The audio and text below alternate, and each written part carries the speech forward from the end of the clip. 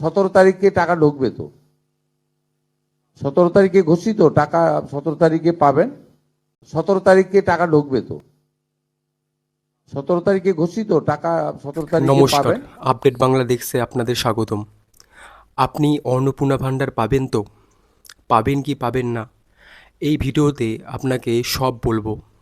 কোনো সন্দেহ আপনার মনে থাকতে দেব না যে আপনি পাবেন কি পাবেন না। এই ভিডিওতে সঠিক নতুন আপডেট আপনাকে সব জানাবো। ভিডিওটি শেষ পর্যন্ত দেখতে থাকুন, এই ভিডিওটা আপনার খুব কাজে লাগবে। নমস্কার, আপনি দেখছেন আপডেট বাংলা ডেস্ক। 17 আগস্ট থেকে অন্নপূর্ণা যোজনায় 3,000 টাকা, কিন্তু প্রশ্ন একটাই, আপনার অ্যাকাউন্টে কি ওই টাকা ঢুকবে? কারণ নতুন নিয়মে শুধু মহিলা হলেই হবে না, আপনার বয়স, নিচের আয়, পরিবারের আয়, চাকরি, বাড়ি, জমি, এমনকি আপনি অন্য কোনো সরকারি প্রকল্পের সুবিধা পান কি না সেটাও গুরুত্বপূর্ণ। তবে এখানে রয়েছে কয়েকটি গুরুত্বপূর্ণ ছাড়, যেগুলি অনেকেই জানেন না। তাই আজকের ভিডিওতে খুব সহজ ভাষায় বলবো কারা অন্নপূর্ণা ভাণ্ডারে 3,000 টাকা পাবেন, কারা পাবেন না, আর কোনো ক্ষেত্রে নিয়মের ছাড় রয়েছে। এই সবই কাল শুভেন্দু বাবু মহাশয়, আমাদের মাননীয় প্রধানমন্ত্রী, প্রেস মিটিংয়ে কনফারেন্স করে বলেছেন। তাই আপনার এই ভিডিওটি খুবই গুরুত্বপূর্ণ হতে চলেছে। প্রথমেই সবচেয়ে গুরুত্বপূর্ণ শর্ত, অন্নপূর্ণা যোজনার সুবিধা পেতে মহিলার বয়স 25 থেকে 60 বছরের মধ্যে তো হতে হবেই, অর্থাৎ 25 বছরের কম বা 60 বছরের বেশি হলে এই নিয়ম অনুযায়ী সুবিধা পাওয়া যাবে না। এবার আসি আয়ের নিয়মে। যদি কোনো মহিলার নিজের মাসিক আয় 10,000 টাকার কম হয়, তাহলে তিনি অন্নপূর্ণা যোজনার জন্য যোগ্য হতে পারেন। কিন্তু শুধু নিজের আয় দেখলে হবে না, পরিবারের মোট বার্ষিক আয়ও গুরুত্বপূর্ণ। পরিবারের বার্ষিক আয় 12 লক্ষ টাকা কম হলে যোগ্যতার মধ্যে থাকা মহিলার সুবিধা পাওয়ার সুযোগ পাবেন। অর্থাৎ এখানে দুটি বিষয় আলাদা করে মনে রাখুন, নিজের মাসিক আয় 10,000 কম এবং পরিবারের বার্ষিক আয় 12 লক্ষের কম। এবার আসছে চাকরি বিষয়টি। অনেকের মনে প্রশ্ন থাকতে পারে, বাড়ির কোনো পুরুষ সদস্য কাজ করলে তার স্ত্রী অন্নপূর্ণা পাবেন? এখানে গুরুত্বপূর্ণ বিষয় রয়েছে। যদি পরিবারের পুরুষ সদস্য ক্যাজুয়াল বা কন্ট্রাকচুয়াল বা ঠিকা ধরনের কাজ করেন, তাহলে শুধু সেই কারণে তার স্ত্রীকে বাদ দেওয়া হবে না। অর্থাৎ পুরুষ সদস্যের চাকরি স্থায়ী চাকরি নাকি ক্যাজুয়াল বা কন্ট্রাকচুয়াল, সেটাও গুরুত্বপূর্ণ। অন্যদিকে কেন্দ্র বা রাজ্য সরকারের স্থায়ী চাকরি থাকলে অন্নপূর্ণা যোজনার সুবিধা পাওয়া যাবে না।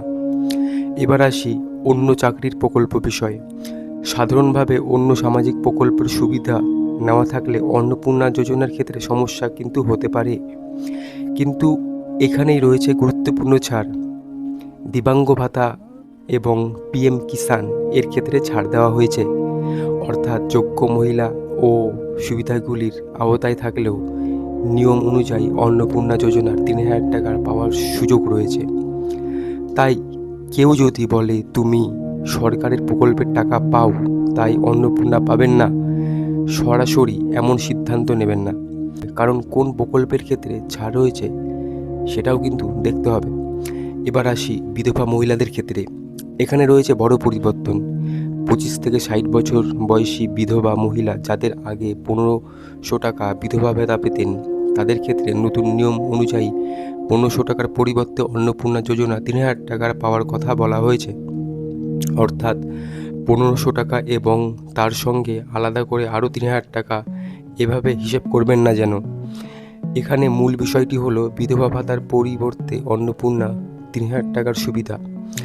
এবার আসি এমন একটি নিয়মে যেটা শহর এবং গ্রামের ক্ষেত্রে এক নয়, সেটা হলো বাড়ির ঘরের সংখ্যা। শহরাঞ্চলে কোনো পরিবারে বাড়িতে 3টির বেশি ঘর থাকলে সেই পরিবারের মহিলা অন্নপূর্ণা যোজনার সুবিধা থেকে বাদ পড়তে পারেন। কিন্তু গ্রামীণ এলাকার ক্ষেত্রে এই নিয়মের ছাড় দেওয়া হয়েছে। অর্থাৎ গ্রামে 3টির বেশি ঘর থাকলেই শুধু সেই কারণেই আবেদন বাতিল হবে না। তাই শহর এবং গ্রামের নিয়মকে এক করে দেখবেন না।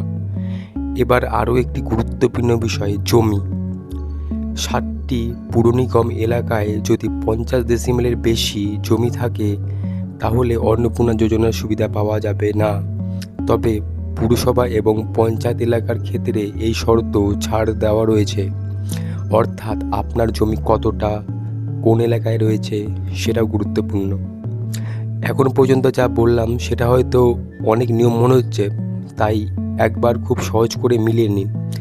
আপনি যদি মহিলা হন, আপনার বয়স 25 থেকে 60 বছরের মধ্যে, আপনার নিজের মাসিক আয় 10,000 কম, আপনার পরিবারের বার্ষিক আয় 12 লক্ষ টাকার কম, পরিবার কেন্দ্র বা রাজ্য সরকারের স্থায়ী চাকরি না থাকে এবং আপনি অযোগ্যতার জন্য অন্য কোনো শর্তের মধ্যে না পড়েন, তাহলে অন্নপূর্ণা যোজনার জন্য আপনি যোগ্য হতে পারেন।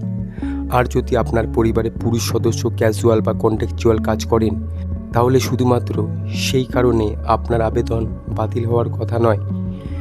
দিব্যাঙ্গ ভাতা বা পিএম কিষাণের ক্ষেত্রে থাকতে বিশেষ ছাড়, গ্রামীণ এলাকায় 3টির বেশি ঘর থাকার ক্ষেত্রেও ছাড় এবং পুরসভা ও পঞ্চায়েত এলাকায় জমির ক্ষেত্রেও আলাদা ছাড়ের কথা বলা হয়েছে। কিন্তু এখানে শেষ নয়, সব শর্ত পূরণ করলেও টাকা পাওয়ার জন্য আপনার আবেদন এবং নথিপত্র যাচাই গুরুত্বপূর্ণ, কারণ শুধু আবেদন করলেই টাকা নিশ্চিত হয়ে যায় না। যোগ্যতা যাচাই এবং প্রয়োজনীয় তথ্য ঠিক থাকার পরেই সুবিধা পাওয়ার বিষয়টি কার্যকর হবে। অর্থাৎ 17 আগস্টের যোগ্য উপভোক্তার অ্যাকাউন্টে টাকা পাঠানোর কথা জানানো হয়েছে। তাই আপনার আবেদন আগে থেকেই করা থাকলে নিজের তথ্য ও ব্যাঙ্ক অ্যাকাউন্ট বিষয়টি ঠিক করে আছে কি না সেটাও খেয়াল রাখুন। আর নতুন করে আবেদন করার নিজের যোগ্যতা ভালো করে যাচাই করুন, কারণ ভুল তথ্য দিয়ে আবেদন করলে পরে সমস্যা হতে পারে। আর একটা গুরুত্বপূর্ণ সতর্কতা, অন্নপূর্ণা যোজনার টাকা পাওয়ার জন্য কোনো অচেনা ব্যক্তিকে টাকা দেবেন না। কাউকে ওটিপি, এটিএম পিন, ব্যাংকের গোপন তথ্য বা অন্যান্য কোনো সংবেদনশীল তথ্য দেবেন না। সরকারি প্রকল্পের নামে করে প্রতারণা করতে পারে, তাই সাবধান থাকুন। সবশেষে একবার মনে রাখুন, 25 থেকে 60 বছর বয়সে নিজের মাসিক আয় 10,000 টাকা কম, পরিবারের বার্ষিক আয় 12 লক্ষ টাকার কম, সঙ্গে চাকরি, বাড়ি, জমি এবং অন্যান্য প্রকল্পের বিষয়টি যাচাই করা হবে। তাই আপনার নিজের ক্ষেত্রে অন্নপূর্ণা যোজনার 3,000 টাকা পাওয়ার সম্ভাবনা রয়েছে কিনা সেটা এই নিয়মগুলির সঙ্গে মিলিয়ে দেখুন। আর আপনার পরিবারে কোনো মহিলা এই প্রকল্পের জন্য যোগ্য হতে পারে বলে মনে হলে ভিডিওটি তার কাছে অবশ্যই শেয়ার করুন, কারণ সঠিক তথ্য জানা থাকলে ভুল আবেদন, ভুল বোঝাবুঝি দুটোই এড়ানো যায়। এমন গুরুত্বপূর্ণ সরকারি প্রকল্প, ভাতা এবং নতুন নিয়মের খবর সহজ বাংলায় পেতে সঙ্গে থাকুন আপডেট বাংলা ডেস্কে। আমি আবারও বলছি, 17 আগস্টের আগে যোগ্যতা নিয়মগুলি একবার ভালো করে মিলিয়ে নিন। এবং আপনি যদি চান যে এই ভিডিওটির মাধ্যমে যারা অন্নপূর্ণা ভাণ্ডারের নিয়ে চিন্তিত আছেন তাদের সাথে এই ভিডিওটা অবশ্যই শেয়ার করুন, লাইক করুন এবং সাবস্ক্রাইব থেকে পাশে থাকুন। ধন্যবাদ।